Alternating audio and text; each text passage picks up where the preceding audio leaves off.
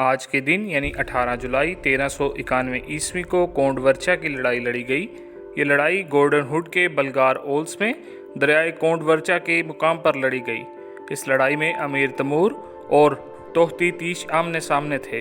توختی تیش کے گھڑ سواروں نے تیمور کی فوج کو کنارے سے گھیرنے کی کوشش کی، تاہم تیموری فوج نے اس حملے کا مقابلہ کیا اور انہیں شکست دی۔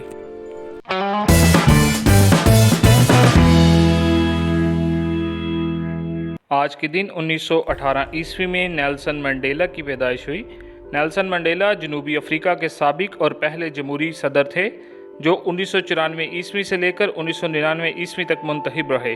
صدر منتخب ہونے سے پہلے تک نیلسن منڈیلا جنوبی افریقہ میں نسلی امتیاز کے کٹر مخالف اور افریقی نیشنل کانگریس کی فوجی ٹکڑی کے سربراہ بھی رہے۔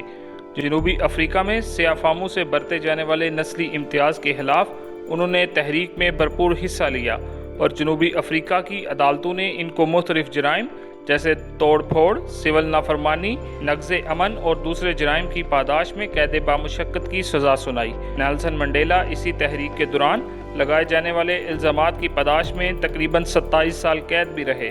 جب وہ رہا ہوئے تو انہوں نے پرتشدد تحریک کو خیر بات کہہ کر مذاکرات کا رستہ اپنانے کا فیصلہ کیا، جس کی بنیاد پر جنوبی افریقہ میں نسلی امتیاز کو سمجھنے اور اس سے چھٹکارا حاصل کرنے میں مدد حاصل ہوئی۔ نسلی امتیاز کے خلاف تحریک کے خاتمے کے بعد نیلسن منڈیلا کی تمام دنیا میں پذیرائی ہوئی، جس میں ان کے مخالفین بھی شامل تھے۔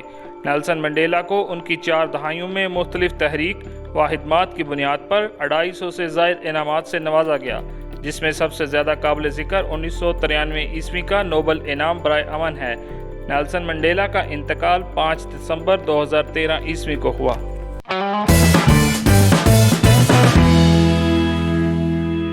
آج کے دن 715 میں محمد بن قاسم کا انتقال ہوا۔ محمد بن قاسم کا پورا نام عماد الدین محمد بن قاسم تھا، جو بنو امیہ کے ایک مشہور سپہ سالار حجاج بن یوسف کے بھتیجے تھے۔ محمد بن قاسم نے 17 سال کی عمر میں سندھ فتح کر کے ہندوستان میں اسلام کو متعارف کروایا۔ ان کو اس عظیم فتح کے باعث ہندوستان و پاکستان کے مسلمانوں میں ایک مسیحا کا اعزاز حاصل ہے، اور اسی لیے سندھ کو باب الاسلام کہا جاتا ہے، کیونکہ ہندوستان پر اسلام کا دروازہ یہیں سے کھلا۔ جب حجاج بن یوسف کو عراق کا گورنر مقرر کیا گیا تو اس نے صفوی خاندان کے ممتاز لوگوں کو مختلف عہدوں پر مقرر کیا۔ اس میں محمد کے والد قاسم بھی تھے، جو بصرہ کی گورنری پر فائز ہوئے۔ اس دوران محمد بن قاسم کی ابتدائی تربیت بصرہ میں ہوئی۔ تقریباً 5 سال کی عمر میں ان کے والد کا انتقال ہو گیا۔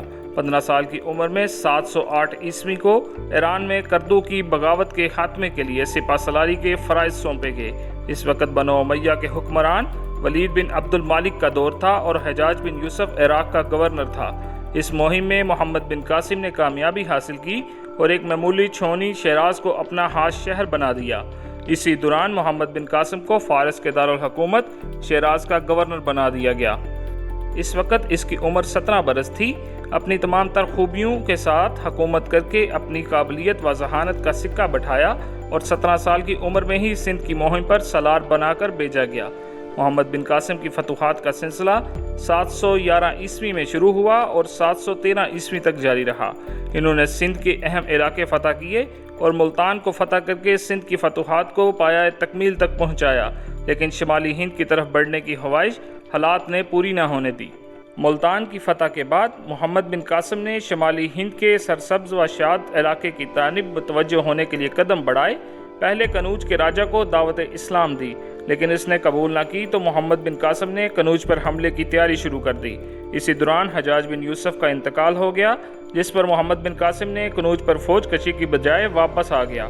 حجاج بن یوسف کے انتقال کے کچھ ہی عرصہ کے بعد ولید بن عبد المالک نے مشرقی ممالک کے تمام گورنروں کے نام احکامات جاری کیے کہ وہ تمام فتوحات اور پیش قدمیاں روک دیں۔ محمد بن قاسم کی شمالی ہند کی فتوحات کی خواہش پوری کرنے کی حالت نے اجازت نہ دی، اور کچھ ہی ماہ بعد خلیفہ ولید بن عبد المالک کا بھی انتقال ہو گیا۔ اموی خلیفہ ولید بن عبد المالک کے انتقال کے ساتھ ہی فاتح سندھ محمد بن قاسم کا زوال شروع ہو گیا، کیونکہ ولید کے بعد اس کا باعث سلیمان بن عبد المالک جانشین مقرر ہوا، جو حجاج بن یوسف کا سخت دشمن تھا۔ حجاج کا انتقال اگرچہ اس کی خلافت کے آغاز سے قبل ہی ہو گیا تھا، لیکن اس کی عداوت کا بدلہ اس نے حجاج کے تمام خاندان سے لیا۔ محمد بن قاسم کی تمام خدمات اور کارناموں کو نظر انداز کرتے ہوئے انہیں حجاج کے خاندان کا فرد ہونے کے جرم میں عتاب کا نشانہ بنایا اور ایک عظیم فاتح محض خلیفہ کی ذاتی عداوت و دشمنی کی بنا پر اپنی زندگی سے ہاتھ دھو بیٹھا۔